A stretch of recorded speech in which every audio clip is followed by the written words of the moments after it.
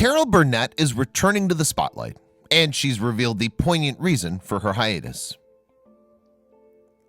Best known for her eponymous variety show, Carol Burnett is one of America's most popular old-school entertainers. But like many showbiz veterans, she's faced her fair share of hardship over the course of her long-running career. Here's a look at why the multi-talented star took a break from the spotlight and why she's returning to it now.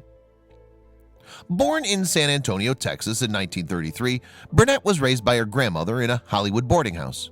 She initially dreamed of becoming a playwright, but while studying English and theater's arts at UCLA, she got the performing bug. She later moved to New York to pursue an acting career and gained her first notable role in 1955 on the Paul Winchell and Jerry Mahoney Show. A year later, she was cast alongside Buddy Hackett in Stanley, a sitcom that lasted just a single season. After it had been canceled, Burnett switched her focus to the stage. She became a popular draw on the cabaret circuit, and in 1960 received a Tony Award nomination for her performance in the musical Once Upon a Mattress. Burnett won her first Emmy during her 3-year stint on the Gary Moore Show and her second for a Carnegie Hall special with Julie Andrews. She also became a regular on Gomer Pyle USMC, appeared on The Entertainers, and was taken under the wing of Lucille Ball. But her status as a Hollywood great was assured in 1967 when she landed her own self-titled variety show. A mixture of parodies, musical numbers, original sketches, and audience participation, the Carol Burnett Show proved to network bosses that a woman could front a TV variety show. It also picked up an incredible 23 Emmy Awards during its 11-year run. Sketch compilation series Carol Burnett and Friends extended the show's shelf life, running in syndication for several years. During the show's run, Burnett showcased her dramatic skills in 6 Rooms Review, became Sesame Street's first famous guest, and starred alongside Rock Hudson in I Do, I Do. She also played Langley Wallingford's daughter, Verla Grubbs, in daytime soap opera All My Children. After that show had been canceled, she appeared in the 4 Seasons, Annie, and Noises Off, and became a regular panelist on Password Plus. Burnett attempted to bring the variety format back to our screens several times throughout the 1980s and 1990s, but to little avail. She enjoyed far more success in the recurring role of Teresa Stemple on Mad About You and her Broadway return in Moon Over Buffalo. However, Burnett was forced to put her career on hold in the early 2000s due to a personal tragedy. Indeed, in 2002, Burnett's eldest daughter, Carrie, passed away from lung cancer at the age of just 38. Like her mother, Carrie had enjoyed success in Hollywood. She played Maureen Johnson in Rent's first national tour, showcased both her acting and musical talents in Tokyo Pop, and appeared alongside Brad Pitt and Kim Basinger in Cool World. Carrie also worked with her famous parent on several occasions. In 1987, they both guested on Fame. A year later, they co-starred in a TV movie, Hostage, and in 1997, they played mother and daughter on Touched by an Angel. The pair also collaborated on Hollywood Arms, a stage adaptation of Burnett's autobiography One More Time, but sadly, Carrie died before its premiere. Born in 1963, Carrie was the first of 3 children Burnett had with Joe Hamilton, the TV producer, who also had 8 kids from a previous marriage. The pair, who wed that same year, welcomed Jody into the world in 1967 and then Aaron in 1968. Hamilton passed away from cancer in 1991, 7 years after the couple filed for divorce.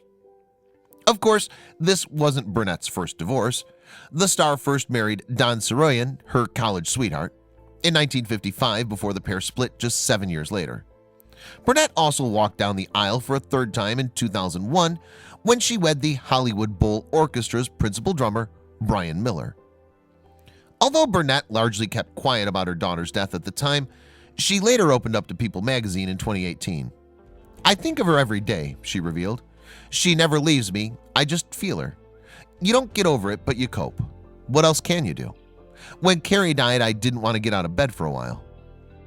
Burnett also spoke of Carrie's inquisitive nature, adding, "She was very interested in people. She never met a stranger. I think it's in our genes, knowing you can make somebody's day by being kind." Burnett then recalled one particular time in New York where her daughter offered to give various homeless people $10 each for their personal stories. But Burnett didn't shy away from the more troubling aspects of Carrie's life either. Referring to Carrie's teenage drug addiction, the comedian said, "She got sober when she was 17. I put her in a third rehab place, and oh my God, she hated me.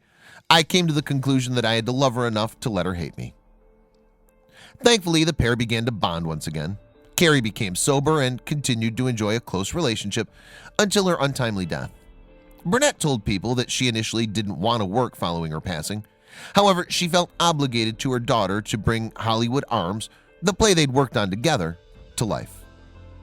Burnett believes that her daughter was guiding her throughout this tough time. She told People, "I got on a plane and said a little prayer to Carrie and said, 'I've got to do this alone. Don't leave me alone. Give me a sign that you're with me.'" Burnett was later given a bouquet of Carrie's favorite flowers and a champagne bottle labeled with her middle name. 4 years before her People magazine interview, Burnett had also discussed her relationship with her daughter in Carrie and Me. The memoir's audio version picked up a Best Spoken Word album nod at the Grammys, as did the 2011 predecessor, This Time Together. Burnett finally got to add a Grammy to her awards collection thanks to 2016's In Such Good Company. Although Burnett's work rate slowed down after Carrie's death, she still enjoyed several memorable roles. She received an Emmy nod for her 2009 guest turn in Law & Order Special Victims Unit. She voiced characters in the animated hits Horton Hears a Who and The Secret World of Variety. And she also showed up in several episodes of Glee, Hot in Cleveland, and Hawaii Five-0. And in 2018, Burnett was given her very own Netflix show. A little help with Carol Burnett saw the star host a panel of 5 to 9-year-olds who offered advice to both the general public and famous faces about important everyday issues. Billy Eichner, DJ Khaled, and Lisa Kudrow were just a few of the celebrities who put themselves at the mercy of the youngsters. And Burnett told The Hollywood Reporter that she has no plans to retire anytime soon. "It doesn't feel like work. If it did, I don't think I'd want to do it. I'd still go on the road and do my one-woman Q&A show. And I enjoy that because I never know what anyone's going to ask. It keeps the old gray matter ticking."